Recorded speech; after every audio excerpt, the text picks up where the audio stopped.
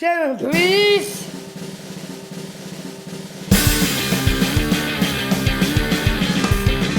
It's up. Hey guys, welcome to Fox House of Bangers. Back against this Nate Erre. Special guest is Nate Erre. Seth, what happened to your voice? What happened to that voice, Seth? Sounds like you vape every day. Come on, Nate. This Erre boy's got to stop the vaping. Put this on. I know. No, you're right there. Yo, what's up, everybody? Yo, what's up? It's Big Nate. Before I say anything, I just want to talk about some blasphemy I've heard in the past few days. Blasphemy. Tim made me. Seth is just jumping straight up and down behind us. He's very excited. He's just jumping. Tim made me aware of some news yesterday. That's right. That people send in emails to Voxology, and they're only about Seth. They're addressed. No, they're addressed to Seth. Either about Seth or to Seth. You know, I get it. All right, Seth lives in this house, and he's here more, and he's on the podcast more. But like, guys, come on. We all know I'm your favorite, and I've been on the intro a few times. I have my own theme song. Like, at this point, I feel like you guys should just take a little attention away from Seth's cute face. Like, I get it. I'm older. I'm in college. Like, whatever. But I need to be validated. So you guys better start sending these emails, or else it's not going to end well for this podcast. I will personally take revenge. I will make my own podcast. It'll be You'll expose us. I don't know. Yeah.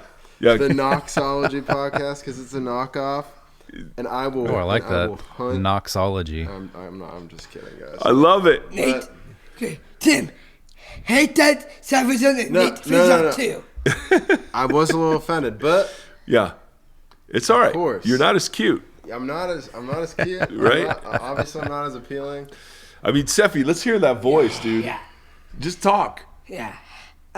Guess what? What? Tim, hate this. What? And Nate too. And Nate too.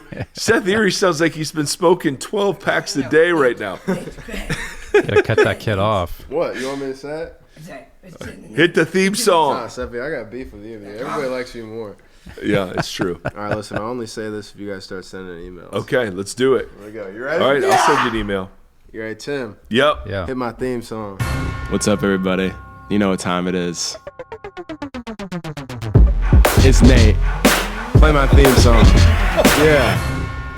It's a boy. Come on, please. Drum roll, please. There it was, ladies and gentlemen. Yes. It's like there are these, I don't know, there are these anti-cigarette commercials of like someone talking out of a hole in their throat. Yeah. I mean, he sounds like straight from that ad copy. Yeah. And then Nate's just sort of standing behind me going, okay, I'm waiting. There aren't any emails yet. Nate's not going to like the emails that come in. Yeah. I've been watching. Oh, hello, everybody. Welcome to the Voxology podcast. Man, we are so excited to be with you today. And as always, just super, super humbled to be a part of your life. Today, we've got a couple of things. First, I want to just say thank you to Amanda. I want to thank you to Tebbe for coming on our support teams. There are different ways that you can support the podcast, and it's unbelievable that people do this. I also want to say thank you to FG. So FG probably stands for Franklin Graham. I just want to say thank you. Franklin Graham, finally. Yes. Thanks for the support. Yes, thank you for the support. No, but seriously, we are a crowdfunded community, and it's astounding that so many of you are a part of this. So thank you. And obviously, we'll use some of that funding for Seth's vocal recovery. That's right. Because he's got to go to smoking rehab. Smoking rehab, ladies and gentlemen. Holy moly. Today we've got an interview with a couple of guys. I just discovered that it's International Podcast Day. So that's right. The only thing better than two men talking about what they think is four men talking about what they think. Right. So we've got Matt and Ben from Gravity Leadership Podcast. They just wrote a book called Having the Mind of Christ, which is kind of an interesting take on what it looks like to sort of reconstruct, and thought it was worth a conversation with them. But before we get to those guys, Timothy, we got, can we read the subject line from this one? Yeah, we can. We got an email that just says, Mike and Tim, I want to quit. And our response was, you should. And that was the end of the email. No, there was just a really powerful email attached to that subject line. Yeah, we got this email from a listener who has been the teaching pastor in their community since the start of 2021, was a college pastor before that. And has been listening to this podcast, Gombis, and kind of trying to navigate the kind of the uncertainty of the church over the last few years, and looking to provide something that's, in his words, truly sacrificial, truly beautiful, truly healing, truly hospitable for those in the world, for those the world would just rather forget. But he says, however, in my community, there has been an influx of new LGBTQA plus folks, which I am absolutely stoked about. Some came from a truly messy recent church past where they attempted to press their community to be solely affirming. In our attempt to hold a neither affirming nor non-affirming stance of mutual honor at Christ's table, there are a small handful now pressing a narrative in the community, framing it as an issue of affirmation equals equity, and anything else equals dishonest, hurtful, unjust, unequal, etc. Yeah. So he says, I don't want to drag this out more than it needs to be, other than to say I've worked really hard to make my faith and my willful acts of other-oriented love and care not be undermined by a set of cold doctrinal uncertainties. Mm-hmm. I've enjoyed my life as a pastor, where I was able to, until recently, to have a hierarchy of values that allowed my treatment and actions and words to align with how Christ called me to behave, even when there might be internal tensions about choices in their lives. For so much of my spiritual development, it was the opposite, people in positions of power justifying mistreatment and exclusion based on a reading of the text completely lacking a hermeneutic of compassion. That reality cost me one pastoring job, because he said he wouldn't sign the Nashville statement. Now I wonder in my inability to acquiesce to the virtue signaling, grandstanding, and damaging narrative of liberal progressive judgments with which my current moment is being framed is going to cost me this one. So kind of the tug from the other side of the fence. Yeah. Yep. I guess I don't have much of a question other than I'm feeling so damn hopeless and my stomach is in knots most of the time thinking of my work. It's hard to even fathom a place where that sort of vision for the church is broadly championed. I also know the crows are coming home to roost for a church that has invested in its own immoral complacency, and maybe some churches just need pastors to act as corporate hospice. I don't know. So if I had one question, it would be this. If a church is longing to go the route of the pragmatic, picking full soul affirmation of the range of LGBTQ plus issues rather than dying on a hill of idealism and holding tension together, if that route of pragmatic is a faithful response to leave and stand in my convictions and conscience, or is it more loving and faithful to set down my insistence on or convictions to the ideal for my loving care and pastoral need of people I love? Both are issues of conscience and love and vision for me.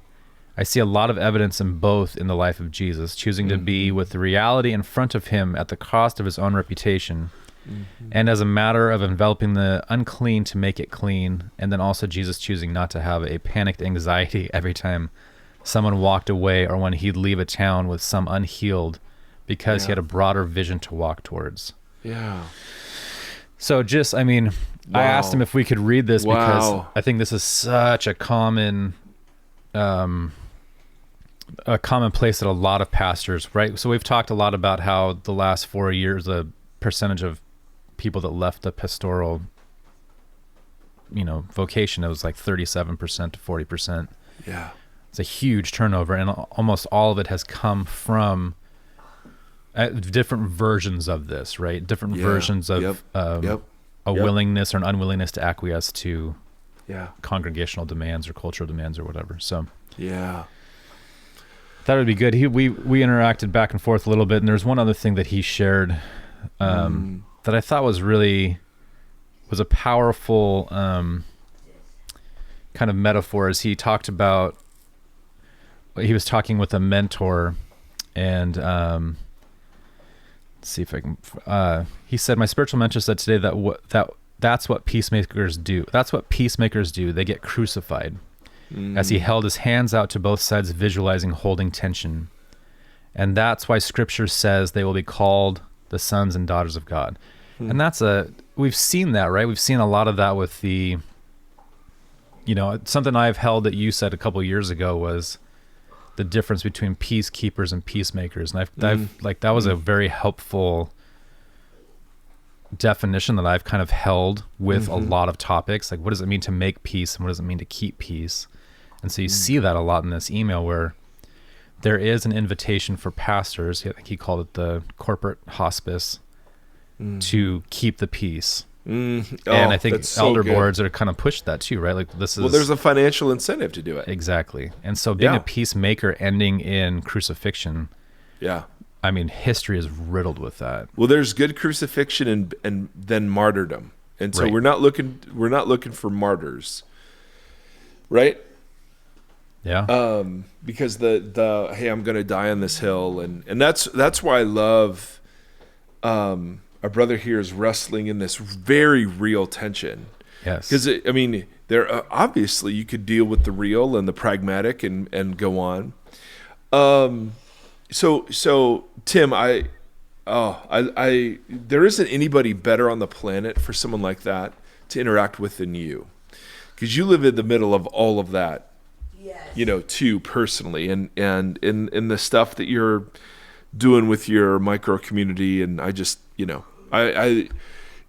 so compassionate, and so thank you for responding to him, and I want to thank this person, the writer, of just sharing the absolute and utter end of the ropeness of this moment. And I have no advice. I have a way of looking at it. If I were because I have been in different situations, how I would look at it. And not that I would know exactly what to do, but I only suggest this as a potential, one piece of data in a much larger puzzle to be put together. Because I have wrestled with very similar things at our community. We started a community out of the podcast called Vox OC that's still going because the people there are amazing. And we had a crew of people there who were LGBTQ plus affirming, and we had a crew of people there who were not. And that was one of the central tenets of our organizing, is that the table has to be the place where Simon the Zealot and Matthew the tax collector, in any other circumstance, they would be mortal enemies, but here they allow room for the other. Right. And the only rule we had about hospitality was, if anybody insists the table can only be for people who agree with them, then we start pushing back.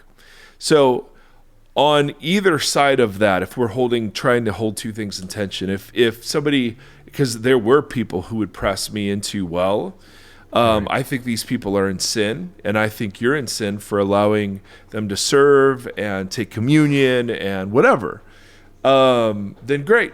That they're not willing to live in the tension of a community that is working it out with fear and trembling. But I also had folks coming from another point of view that said anything less than full public acceptance is injustice. Anything less than that. And the only people we want, because what they're saying is the only people we want at the table are people that affirm LGBTQ plus people. And I couldn't commit to that in the same way.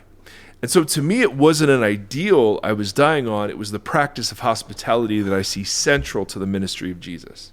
Yeah. That Jesus didn't agree with Simon, the zealot, nor did he agree with Matthew, the tax collector, but he offered instead something so compelling that caused them to set aside the natural differences that they would have. That by the way, those differences provoked a war in 40 years. I mean, these are not like, hey, we disagree politically.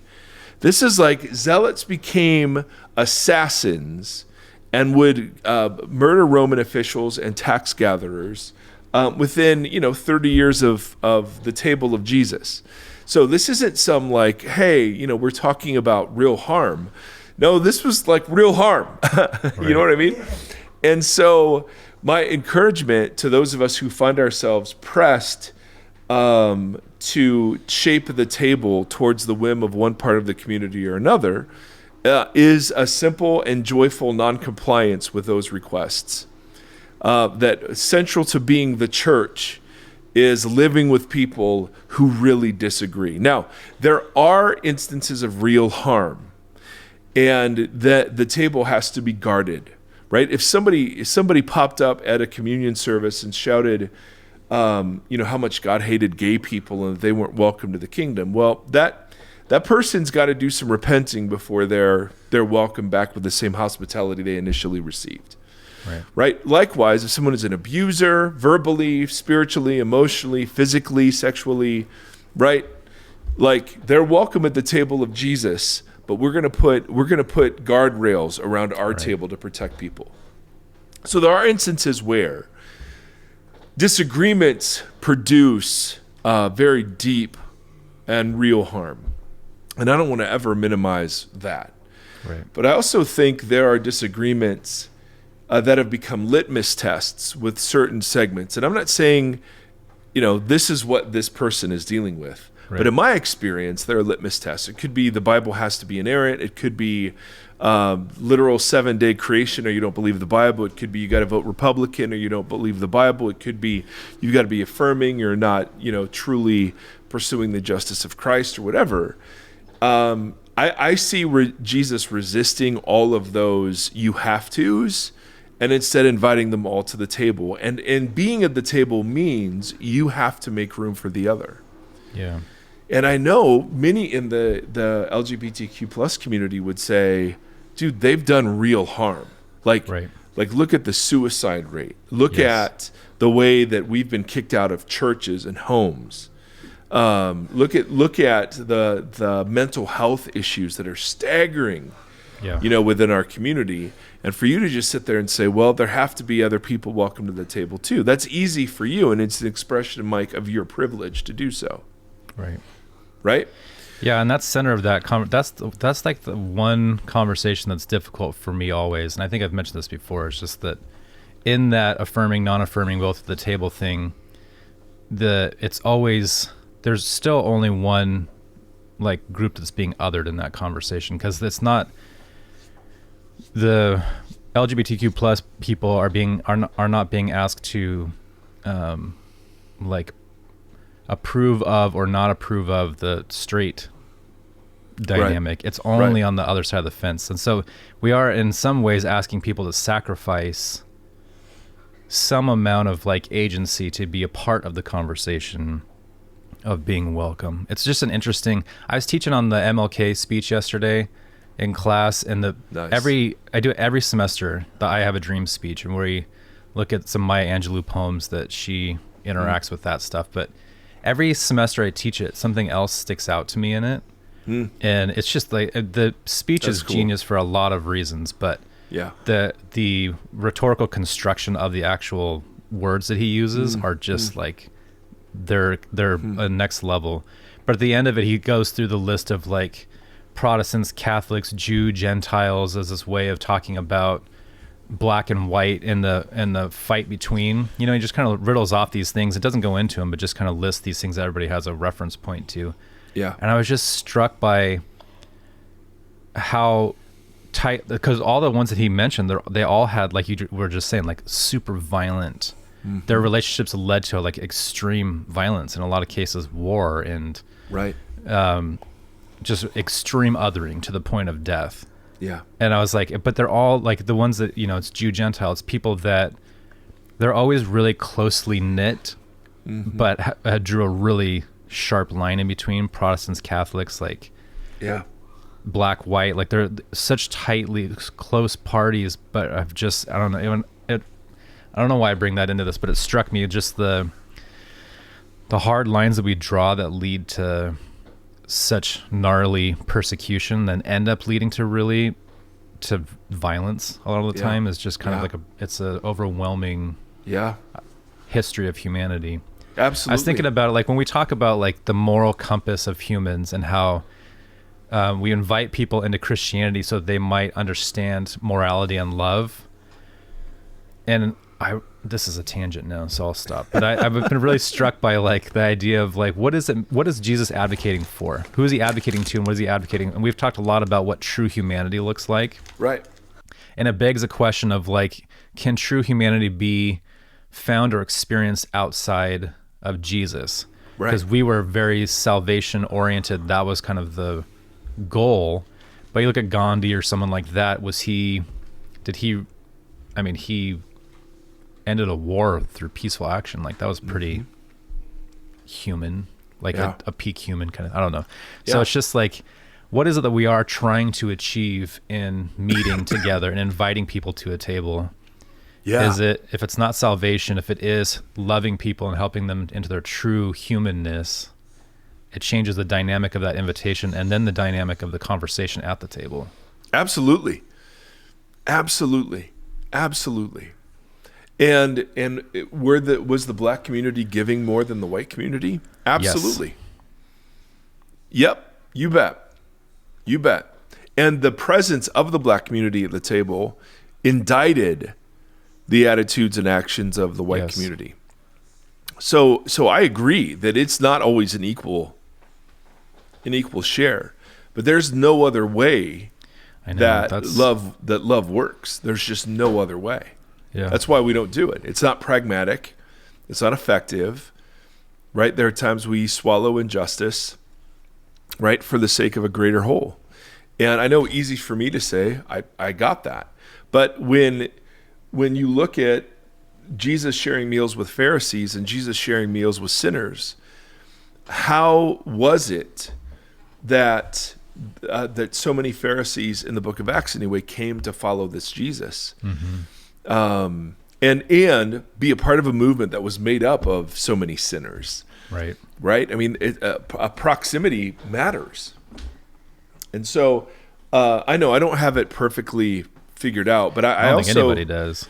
I also want to just encourage this very lonely and stressed out pastor. This isn't some abstract ideal. Like I think this is the core of the kingdom, the welcome of the other. And that means the unjust other too, right? Mm-hmm. Zacchaeus was a purveyor of massive injustice. Yeah. Right? It wasn't, you didn't wait till the abuser and the unjust person got cleaned up before Jesus invited them to the table.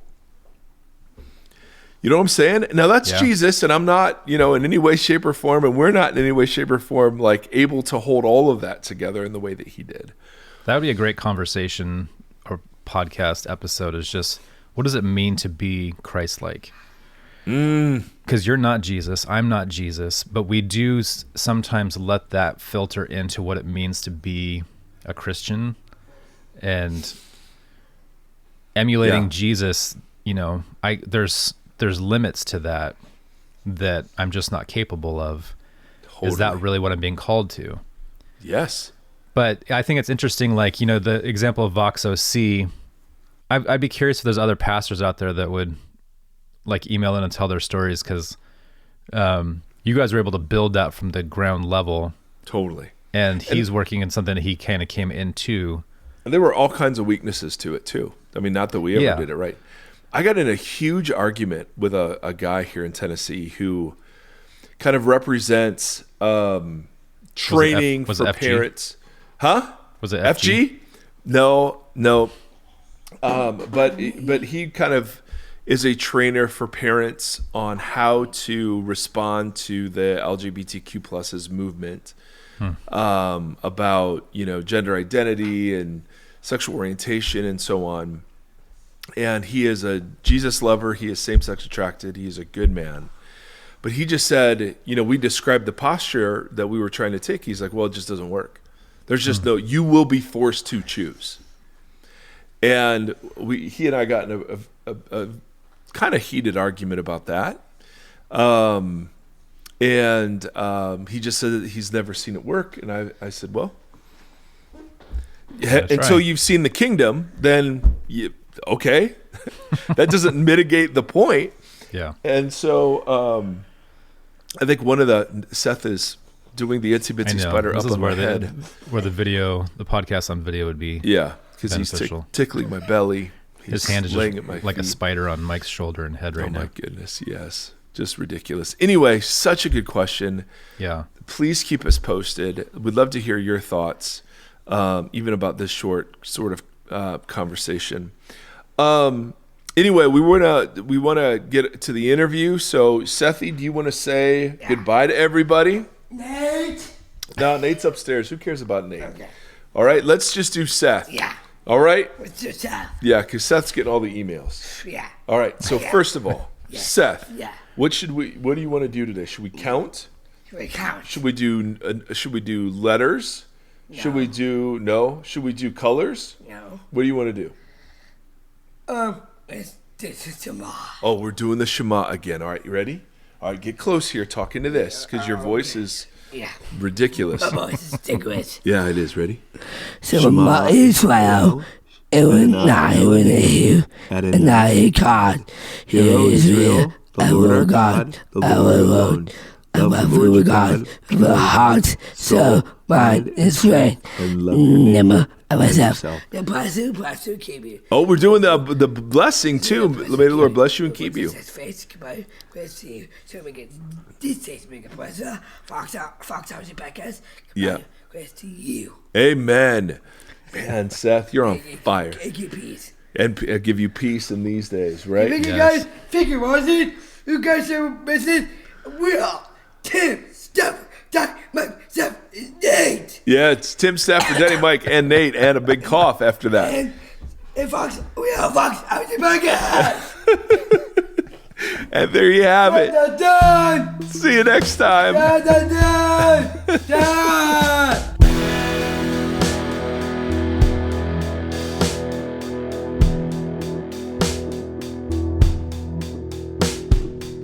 Hey kids, we're here today with Matt and Ben from Gravity Leadership. They've just written a new book.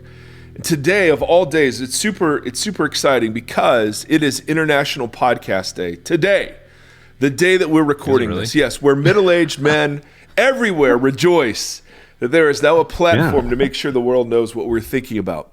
And so, hallelujah. Matt and Ben, hello. Great to see you guys. Hey.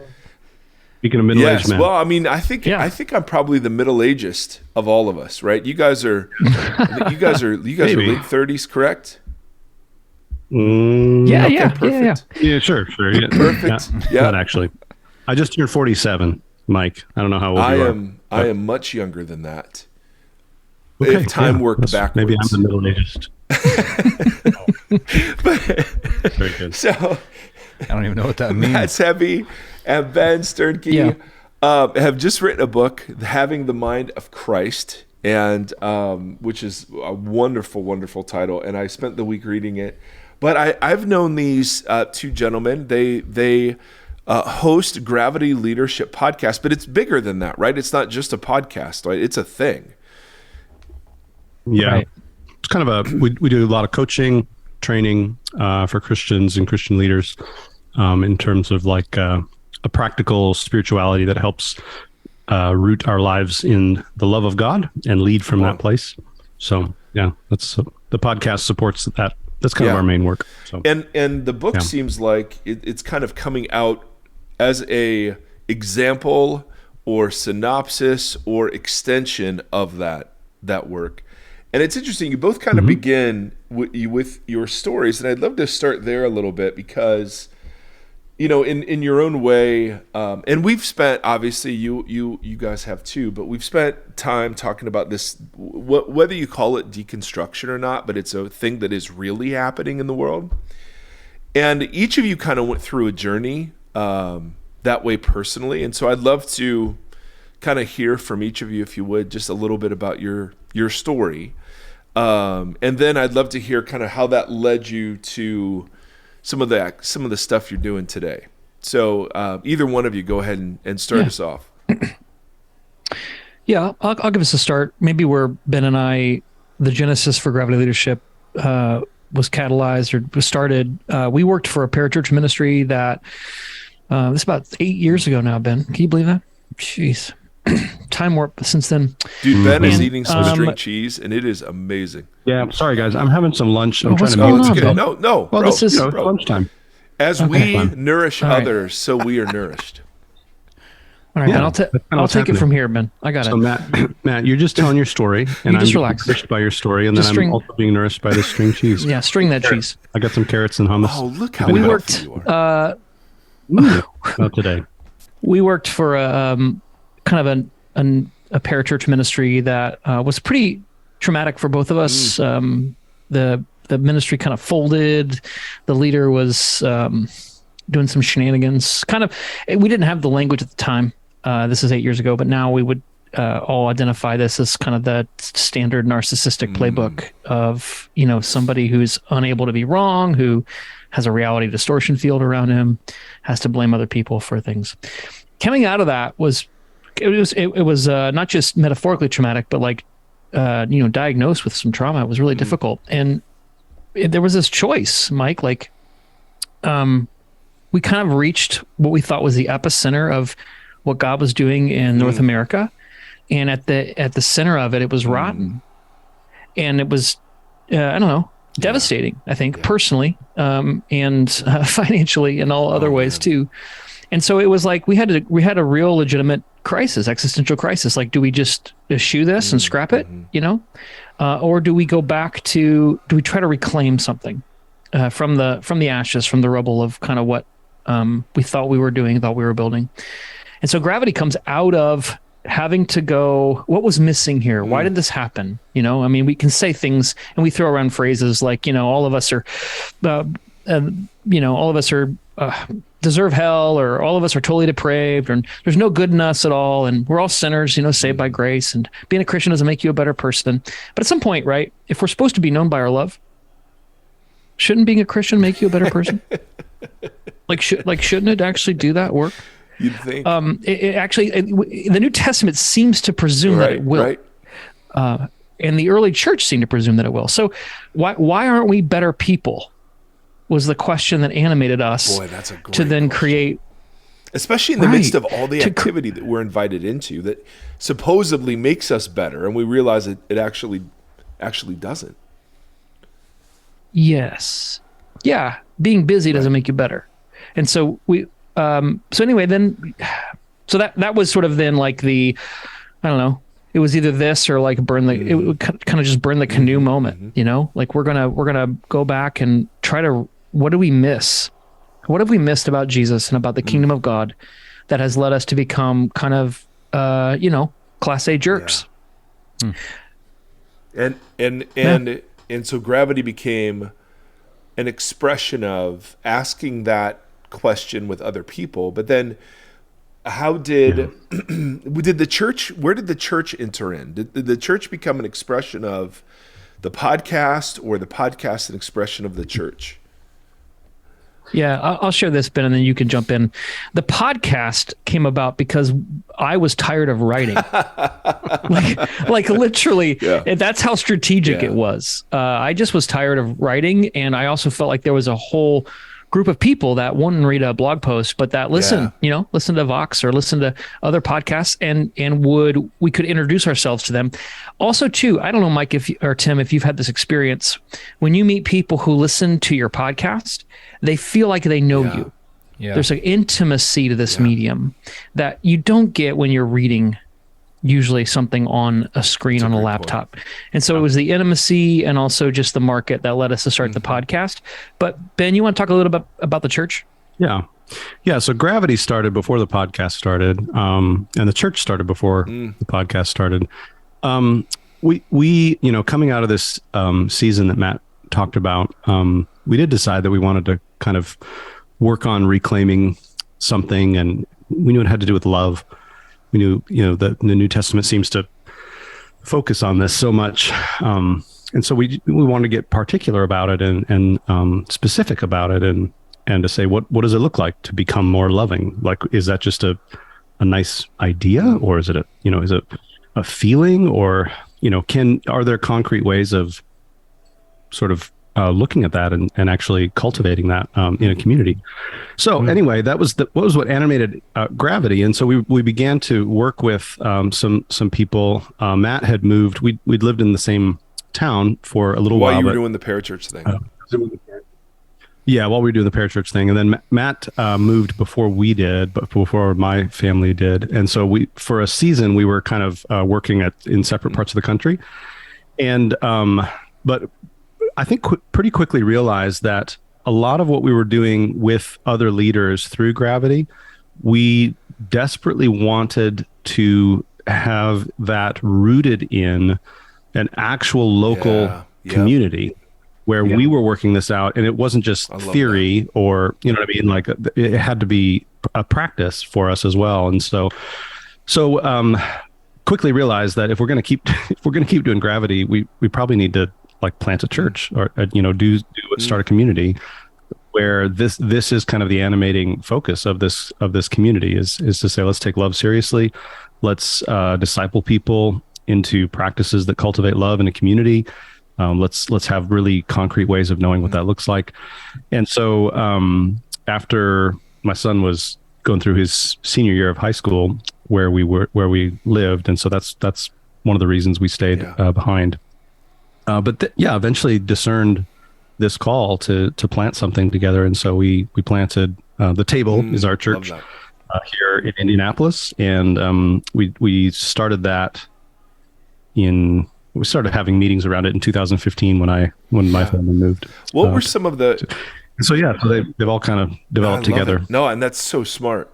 What were some of the pre-commitments you guys had about doing a church coming out of that sort of tragic situation you just left? How did that shape then the kind of church you wanted to be a part of? Yeah. I think one of the things about being a white, straight man who's a Christian in the U.S. is that the winds of power are always at your back. And so I think when one of the things that we wanted to do was to take the cultural and positional power seriously that we hold, and mistrust the ways we've been formed and shaped to wield that power. Because we think that love is actually the power that animates the kingdom, and our eyes had been opened just enough to see that we are infants in learning how love gets things done. And so we organized co-pastoring so that we would nobody's the head honcho pope. It's like Ben and I, and then we added a third. Spencer co-lead our church with us. A Trinity, and there's a lot if you will. Sure. Less dancing than the famous Trinity, but still, there's a lot of interpenetration, right, Ben? Divine nature, but also. So we wanted to organize in a way that took the need for mutual dependence. I love that. And mutual submission seriously. Like, if we don't structure for this, it won't happen. Yeah. And so that's one of the commitments we made. Ben, can you think of others? Yeah, we didn't want to be a non-denominational church either. That was another part of it, is having some sort of wider tradition and authority that we were part of and submitted to was an important thing for us. That's been a complicated journey for us, but fundamentally knew that we didn't want to sort of be the top of the pile ourselves. We wanted to submit to the wisdom of tradition and outside authority.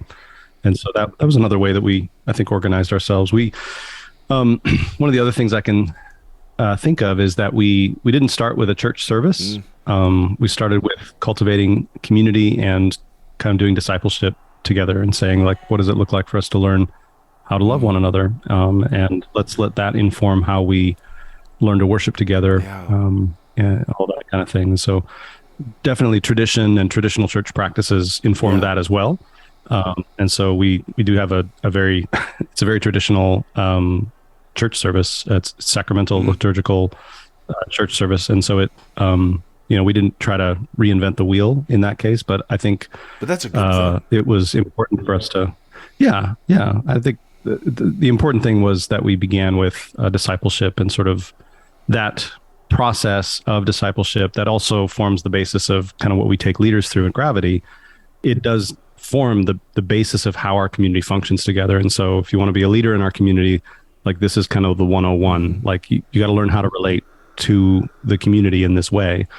This is how we share power. This is how we discern what God is doing in our midst. We don't trust that to be, even in a trinity, if you will, of leaders, we don't trust that God's will is known by those three people alone. We trust that God's will is known in the community.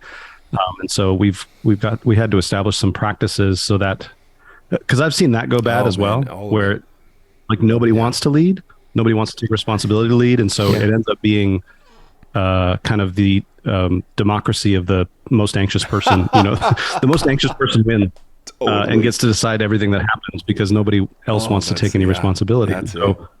So anyway, so there's a set of practices that, again, we train people in Gravity for these practices, but it's also a really key part of how we are a church community together. How do you make love concrete? I mean, sharing power, I mean, that's a great example of that. But I'm also just wondering, I think, that's language that we have all heard, grown up in, I'm sure. As narcissists and with narcissists, they'd all say the same thing.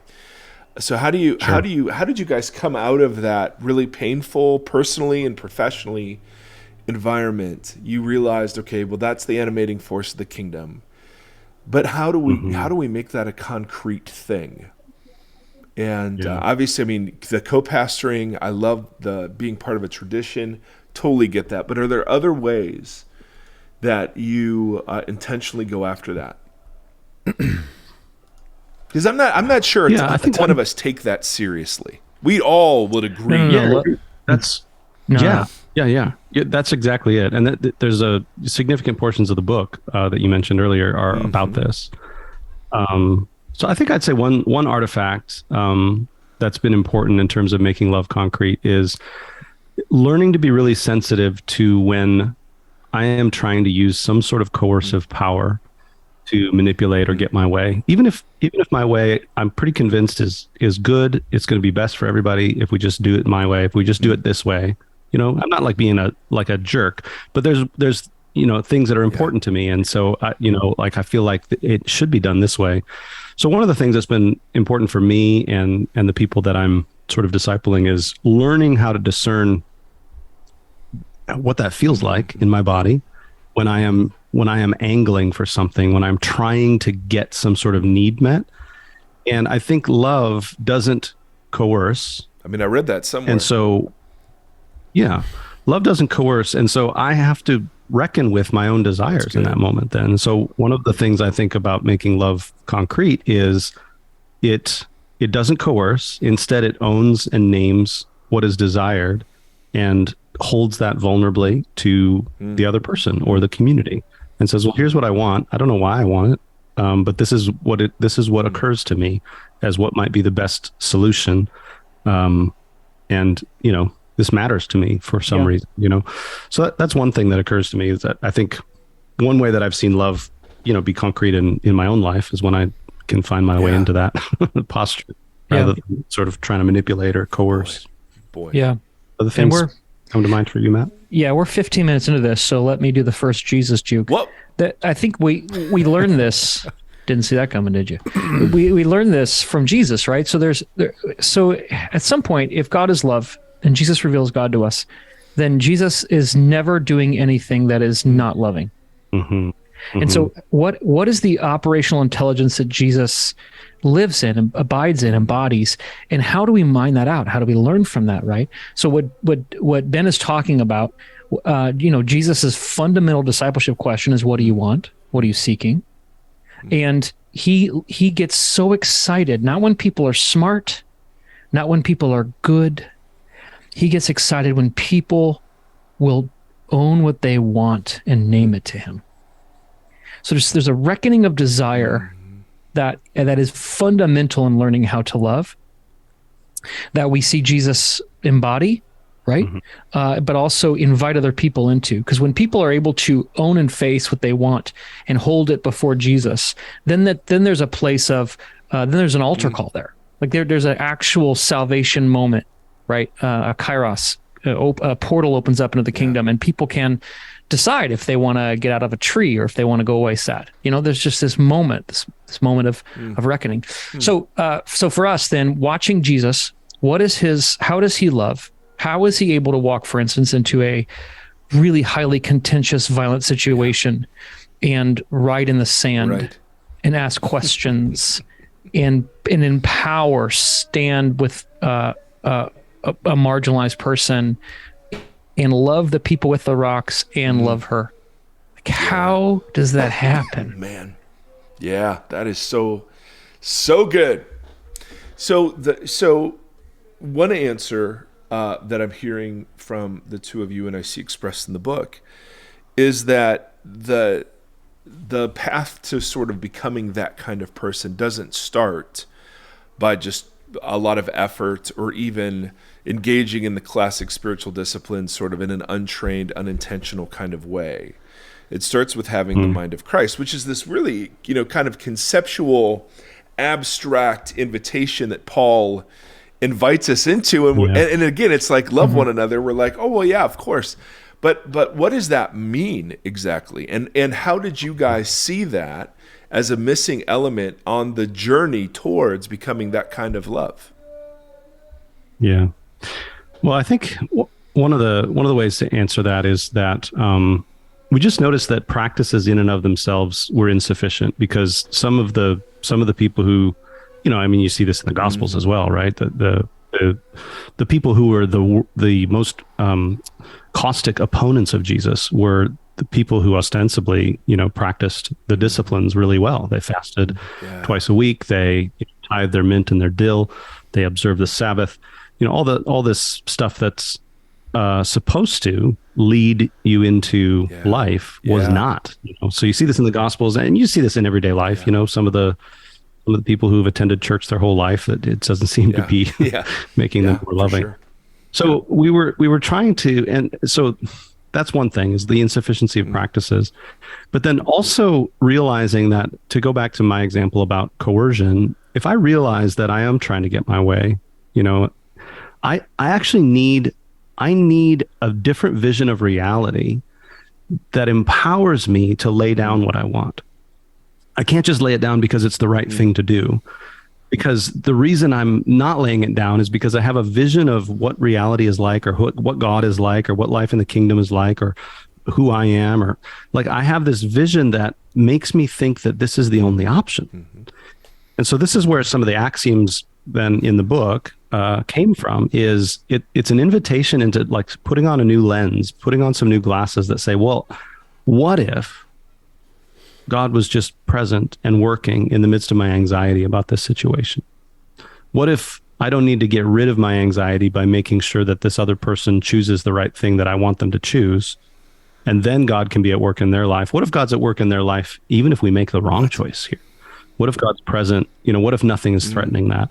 And so those kinds of things, a change in paradigm is oftentimes what we need to empower an actual, as Matt was saying earlier, an actual like entry into the kingdom, entry into participating in this life that God shares with us, is this sort of playful, curious, well, I wonder if it'd be true that maybe God's just like Jesus and I don't need to worry about getting punished, or maybe God's present and at work in the midst of my anxiety about this, and I can lay down what I want, or I can just be honest about it and trust that I'll be taken care of, and we can discern together what the Spirit is up to. How do paradigms intersect with? Wait, can I ask a follow-up? Oh, heck yeah, Tim. Before you ask a follow-up, we're talking about making love a priority. I just want to say officially, Tim is excellent at making love out of nothing at all. And I just want to throw that out there. Go ahead, Tim. That's helpful. I think that's really interesting. And so we have a lot of listeners who have left the church altogether and are struggling to find kind of hope in the model itself going forward, whether or not they in that, obviously that varies through quite a few different postures, but when you're talking about the manipulative thing, I think that's really interesting. And I think that's obviously a huge problem. And you guys saw that from what it sounds like in the previous church experience that you had. With that recognition, like everything you just said, is that like a common understanding between the three leaders? Is that something in your marriage? Like how do you like, what does the accountability to that look like? Because I think that's a fascinating way to build accountability or reproach within a church setting, to make sure that, and is there, on top of that, how are you held accountable to that? How is that seen? Is it just on you? And then is that transparency seen by the body itself also? Like, is there a big separation between the three of you guys and the rest of the people in the pews, or what does that look like? Yeah. Tim, I think Ben is describing a process that we actually have broken down into discrete practices and processes, so that we actually train people in a process of doing this. Gotcha. So our discipleship is paying attention to your life, because that's where God's present at work, tending to things that either reveal the kingdom coming, or things that reveal the kingdom hasn't come. So something you experienced, like the fruit of the Spirit, right? There'll be more of that in new creation. Or you're angry or anxious or afraid, right? That'll be gone in new creation. And let's just trust that God's present at work there, because you can perceive it. Yeah. That's grace. Like if you notice that you're a J-hole, that's grace. Because how many people don't notice that? Yeah. You know what I mean? Yeah. So that's grace. So let's tend to that and mine out what God has for you there. Right? And so that's a process of discerning the kingdom, proclaiming good news, and then how are you going to offer your body as a living sacrifice in view of that mercy?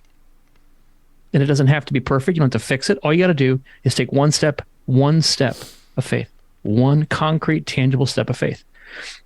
And there's a process over and over and over of just responding to the Spirit, tending what God's doing it in community. And we develop a syntax, a language, a social architecture where we have language where people can name things, right? So instead of like me just getting angry at Ben and firing off at him, I can say, Ben, I'm having a kairos right now. I'm really angry. And so then I don't have to trust my anger, because I know that like when I fire at Ben in anger, it hasn't done good work. I can tell the truth about myself, which by the way is love. And I can submit it to Ben, and he can help. We can discern it together. Right. And we train in these little areas all around our church to have that kind of way about us as just part of our culture. It's part of who we are. Yeah. So there is, it's not just, the three of us pastors, and then we sort of deliver the discernment from on high. Like, we do invite the church into this stuff. And there is a mutuality required here, right? So, Matt could say, hey, I'm feeling really angry, but maybe I'm not willing to sort of entertain that, because that feels too shameful or indictful for me. Threatening. Yeah. You know what I mean? And so that's the point at which the whole process feels, it's not a great way to control anybody or, build a thing like from an engineering standpoint.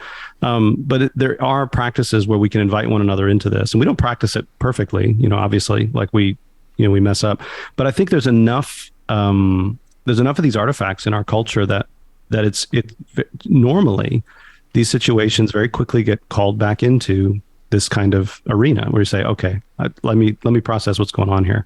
Let me think about what's actually happening. And so, that this is, an artifact of our community. And so we try to make this true for our whole lives, Yeah. And so marriages, relationships with kids, like all of it. Where does it fall short? Are there repeated places or obstacles where you're continually going, oh my goodness, like, yes. Yeah, that's all. I'd love to hear how that works out too. So Mike, I think to love is to be vulnerable. Come on. It's one of the main reasons that we don't love, is because we can get hurt worse than if we weren't loving, right? And so one of the ways this doesn't work, I'm still learning how to bear my power and authority as a leader of our community in a way that's good for me and for others. So one of the things of one of the places I'm developing wisdom in is what I know this with a child, right? There's certain things a 7-year-old can bear emotionally, relationally, intellectually, and there's certain things they cannot. Yeah. And so it's not good for me to sit down with my 7-year-old and give them a 30-minute speech about the difficulty that his mom and I are having in our marriage, right? We know that, right? Yeah. And I hate to use, because it can sound condescending or paternalistic, but there are similar dynamics happening in a local church where a pastor, be real and transparent and authentic, but because there's power dynamics at work, and because ultimately you have say so in people's lives for things they don't give consent to. Right. Mm-hmm. Right? That there needs to be a discernment on what is loving for this person in their location with what they're dealing with versus what's loving with between Ben and I. And it'll look different, I think. So that's one of the things I need to develop wisdom on is how do I remain honest, truthful, authentic, but not do things that weigh down, quote, the 7-year-old in ways that aren't helpful for them. Yeah. Or could even be harmful, right? Yeah. It's similarly, I think one other thing that I found interesting about this process is that it can, if there's a lack of trust, like this is part of the discernment, is how much trust is here, how much, how much can this relationship bear, but also like even among mature people, how much trust is here? Because for me to ask you to name for me, hey, what's your kairos in the midst of this? That's inherently vulnerable. And if there's not a certain level of trust there, for me to ask that question can feel to the other person manipulative. It can feel manipulative. It can feel coercive. It can feel, almost like I'm not taking responsibility for my part of something if I'm just asking you to name something. And now we're going to, like, there's something wrong with you. So these have been like surprising for me. They've been surprising to be like, oh, I never would have thought about that as a pitfall here, but I can understand it now. And so these are some of the, this is, like Matt said, we're seeking wisdom and in how to learn to live this way, because we really do think this is, a loving way to live with one another. But you're also dealing with, people's past traumas, their past relationships. And if this reminds them of another relationship where they were harmed, like, you just have to be sensitive to it and, maybe not do the same thing with everybody. So yeah, for sure. What's the relationship between building a paradigm? So the idea that love is the fuel of the kingdom, where that God is love, let's say, where that God is like Jesus. Yeah. I don't just flip a switch and believe that. Right. So if actions are kind of insufficient, but also just willing to believe, how does that interplay work? How would you describe the interplay between what I think versus what I really think, and trying to get at what I really think and change so that I'm putting on new lenses? Yeah. So this is tricky, man, because we're talking about like subterranean beliefs, things that live in our bones versus things that we're consciously assenting to every second of the day, right? And we're trading. So we're doing a Zoom interview here, and all of us are living according to social arrangements we've all agreed to that we're not even conscious of. Yep. Yeah. Right? And there's probably dozens of them, Mike, we could name, that are just little artifacts of the social architecture of the thing we've agreed to do here. That's the level of kind of belief we're talking about, because that's where we live from. That's the stuff that just comes out of assumed. us. It's not even discussed. It's just assumed. Right. Right. So one of the axioms we talk about in the book is that God cares about all of it more than we do. And so one of the things that we want to keep coming back to is this isn't our project. We don't have to fix this, but if God is true and God is real and he's just like Jesus and he cares about it more than us, then all we need to do is become more mindfully present in our very lives, and God is at work there doing it. So there's kind of this holding on with an open-handedness of God is actually discipling me, and I want to be about what he's about. So that's the first thing. The second thing is our bodies, meaning like our actual fleshly bodies, are the undiscovered country of discipleship. Good.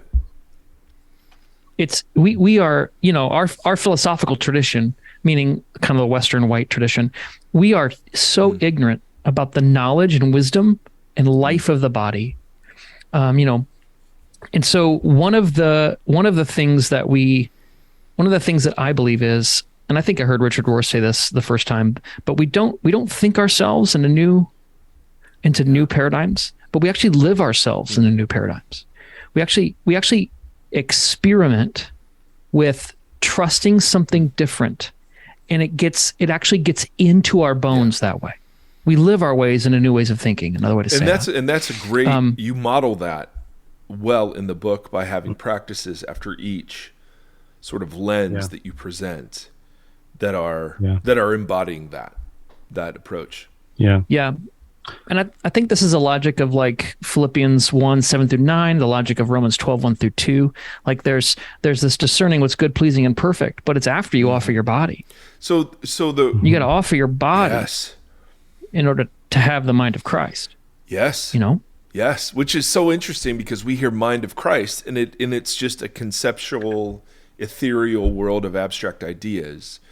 And what you're saying is having the mind of Christ is seeing the world the way Jesus does in embodied practice.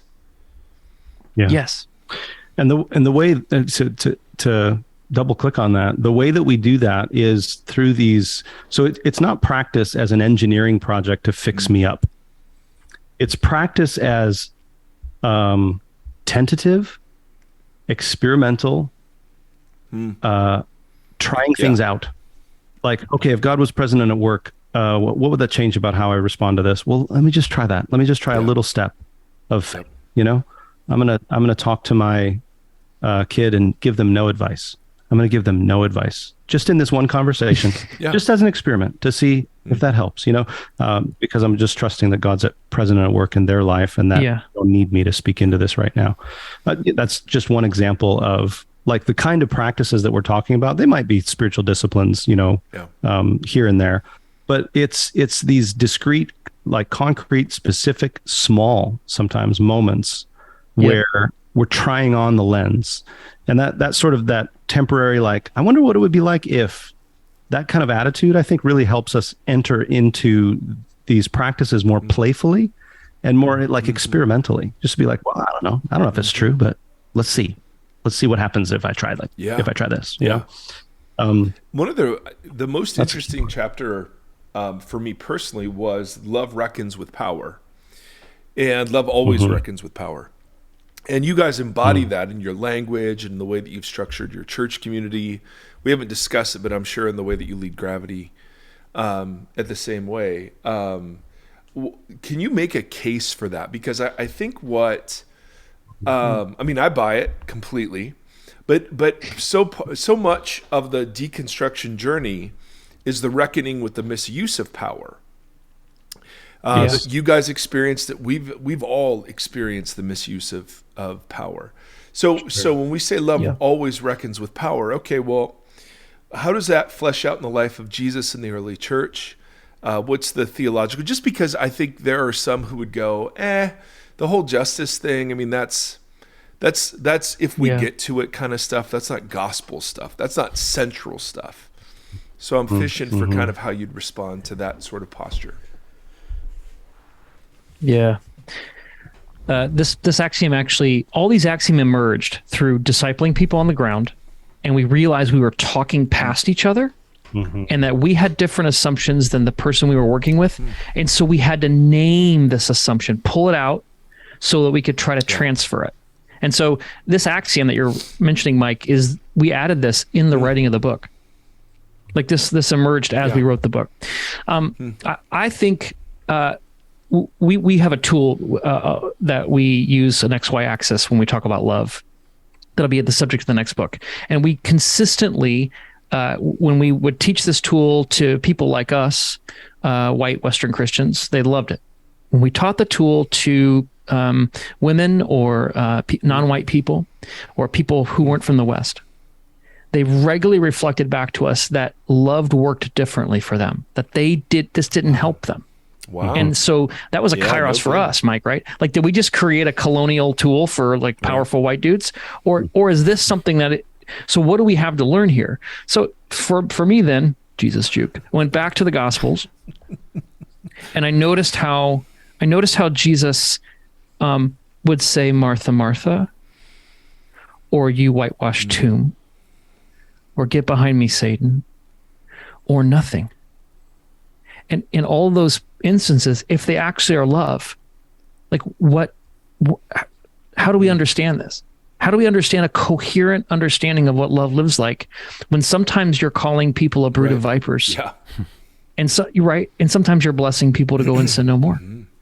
And so I think it was then beginning to decolonize our own understanding of what's going on in the scriptures. So Jesus is he's a colonized Jew.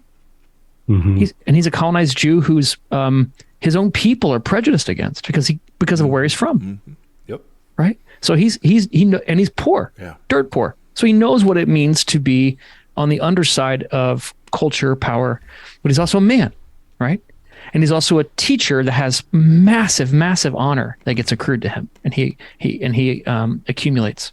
And so he's got this interesting relationship where in some of his identities, we could even call this intersectionality. What? Intersectionality. in some of his the dozens of people listening had just tuned out. We refer to our listener. No. So, your listener. Okay, great. Well, stay with me, dear listener. If you haven't thrown your phone across the room, some of the ways that culture scripts onto Jesus, he is powerless.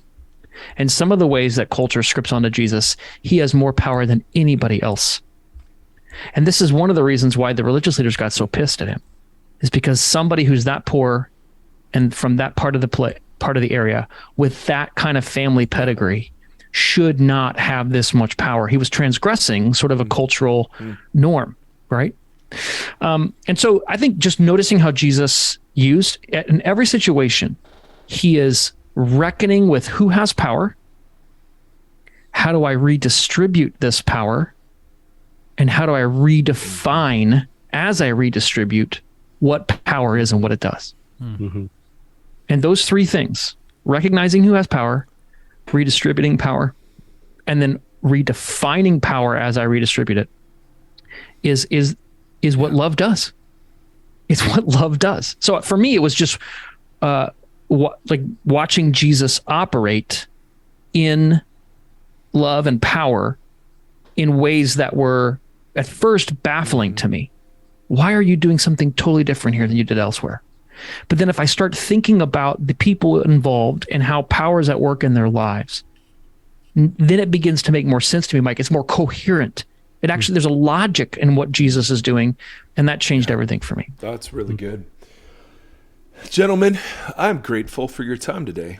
I always, when we talk about books, I never want to talk too much about the book because, I think it's worth reading and digesting and kind of savoring some of the info. But how would people kind of get in touch with the Gravity Leadership stuff? Where would they go for that or to find out more about the table? Yeah, so for Gravity Leadership, gravityleadership.com. And we're on the social media things, Instagram and such. So yeah, that's probably the easiest way to get in to kind of check us out and see where we're at. And the church's the website is just thetableindie.org. Thetableindie.org. So, and the book is Having the Mind of Christ: 8 Axioms to Cultivate a Robust Faith, written kind of with the heart of and the experience of people who've deconstructed and then kind of rebuilt, renewed or reconstructed on a really solid emphasis on the idea of love as the currency of the kingdom. And so, man, highly recommend it, guys. Thanks for your time today. You're the best. God bless you both. Let's carry on. Yeah. Bless you guys. Thanks, Mike. Tim. Great to be meet you. Tim. Thank you, guys. Thank you for listening to this conversation. Voxology is a 501c3 nonprofit organization that is supported by listeners just like yourself. If you'd like to partner with us, you can do so at patreon.com/Voxology. You can also join the community and hang out and chat with us on the socials. Facebook.com/Voxology Podcast and on Instagram @Voxology. Thank you for walking the long road with us.